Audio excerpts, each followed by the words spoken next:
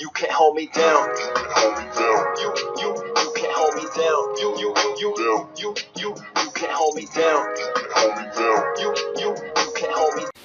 At some point, managing rentals and dealing with tenants, you're going to have the problem of should you let tenants work off rent, doing anything with the property, either doing lawn care, landscaping, painting, any remodeling jobs, any of that kind of stuff. And I'm going to have to advise against that, and I'm going to state a few reasons why. But first, I want to also mention that I really haven't let this be an issue, just because when I got into real estate, none of my properties cash flow, and I was still working other jobs and taking my college money and actually dumping it into rentals, and any jobs that I had, I was taking that money and buying the stuff and then doing the work without even getting paid. So I just didn't have the money there to actually take off the money from the rent or pay people, so I jumped in and did it myself.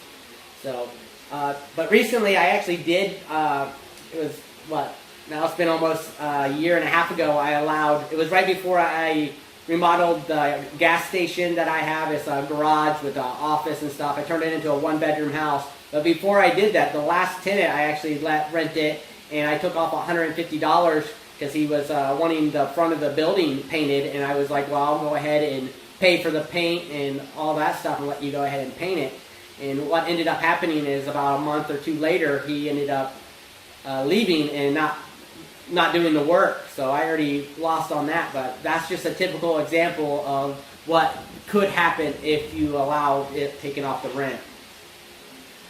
So let's get into the first reason why I would recommend not doing it, is because I think that as a landlord, you need to keep it more as a good relationship. So you don't want to let something like this get in there between you being a landlord and them being a tenant.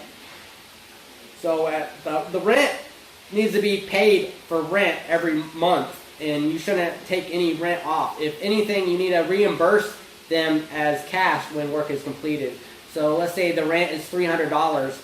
They need to pay the rent, so you get the $300. And if you owe them any money, let's say they did $100 worth of work, you need to be giving them $100 back, more of a reimbursement or a payment, and don't let it interfere with the rent. So, for example, let's say they didn't complete the work, then they're not going to get paid yet, and they're still going to pay the rent in full. Because I think a lot of times is that tenants will get in there and they might want to do the work because they're living there, and the landlord will go ahead and take the money off the rent, and then the work will never get completed just because they are busy dealing with their own lives and doing other stuff. So the work never gets completed, but they already got paid for doing the work. And that creates a big issue where now the landlord is going to be saying that, now he owes rent because he didn't do the work, and it might create where the landlord might have to evict the tenant over it, or the tenant might get mad and move out on it, or there's going to be a lot of tension there. And a lot of times I see it going on social media like Facebook all the time. I'm always seeing this issue come up, and most of the time it's tenants complaining about the landlord. I don't see too many landlords complain about it just because most people look at it as not professional. But majority of the times that I've looked into it, I've seen some of my friends and family and other people that complain about it. I've looked into the issue, and most of the time I see is that they're not following through with what they were agreed to, fulfilling. They didn't do the work properly, and they already got paid for it, and now it's like a big issue.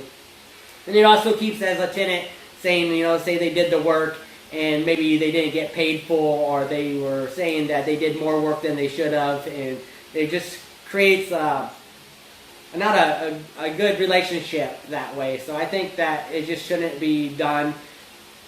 The next part, the reason why is majority of the time your tenants aren't doing that type of work that they're going to do. Let's say they're going to drywall a bedroom or do something, and they may have never really done that work, or they're not really good at it, and now you're going to pay them close, and it probably will be a little bit cheaper than what you're going to pay an actual drywall person to come in and do, but the chances are they're not going to do that good of a quality if they even get it done. And you're better off just hiring that out and letting it get done right, and chances are it's going to be done a lot faster. So then you might end up doing it for less, having them do it than what you're going to have your tenants do it. I don't know if you're going to be doing it, let them work it off by the hour, or if it's just going to be a lump sum. But I think you're better off getting someone that does it for work than a tenant. And then my next issue is, if let's say the person that is renting from you, your tenant, does do that type of work, still, and you decide to let them do it, still don't let it come off the rent. Get the rent paid, and then it'll be a contract for work, and they'll get paid when it's done, or however you organize that work to get done. So say they're going to mow the yard for $50. You don't take it off your rent. You let them mow the yard, and then you give them $50 check, or however you're going to pay it, and make sure the rent is still paid every month without having anything coming off like that. Because I just see a lot of people having issues. I see other landlords and other tenants having a huge issue, and I see it all the time, and I'm not kidding. Majority of the time it's usually tenants not following through.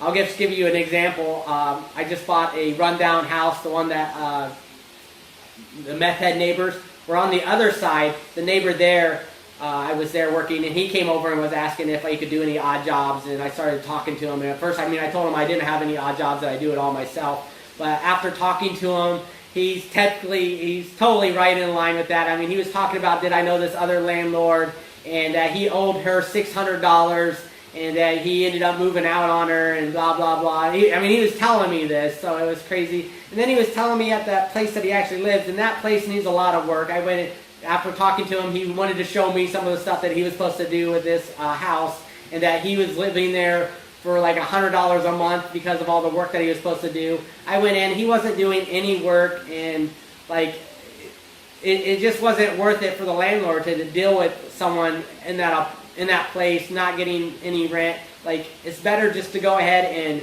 pay for the work done, get it done, and then charge market value rent, then get someone in there and barely get paid for it and not have any of the work done. So to me, this was typical what I'm doing, but this is I guess this is where most of the people start falling into the slumlord life. You get landlords in there, they own these properties, they're really run down, and they don't have any money to throw into it. For me, I've been doing it for free and throwing all the money that I should be living on into it. Most people aren't going to do that. These are investment properties. They'll get into it. Even if they don't cash flow, they just let them stay run down. They'll get tenants that move in that say they're going to do the work.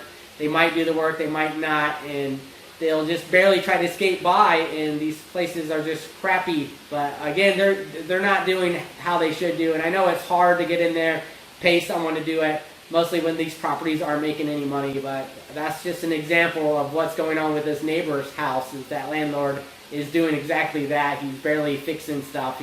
He's letting people live in there. I walked through the house. This house to me would have been condemned because there was a wall that was leaking, like water coming in, and there's a few other issues with the property. But again, this guy said that he was there going to do all the work, and he ended up, within 2 months, the landlord ended up evicting him because he wasn't fulfilling any of the work that he was doing.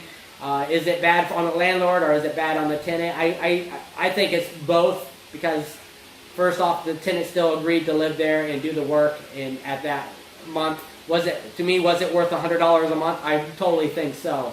So, it wasn't that bad, but it was still bad enough where he couldn't rent it to someone else for a reasonable rent. So it's more, what I'm trying to say is just don't get into that. I think as a landlord, just don't get into where you're going to take it off rent, and go ahead and get the work done. Get it work done correctly and pay it as if it's going to be work that needs to be done, instead of dealing with tenants on issues of getting the work done and taking it off rent. So that's what I have to say about this, and hopefully it helps you guys in the future if you guys have any dealings with tenants doing any of the work. Girl might want to see this.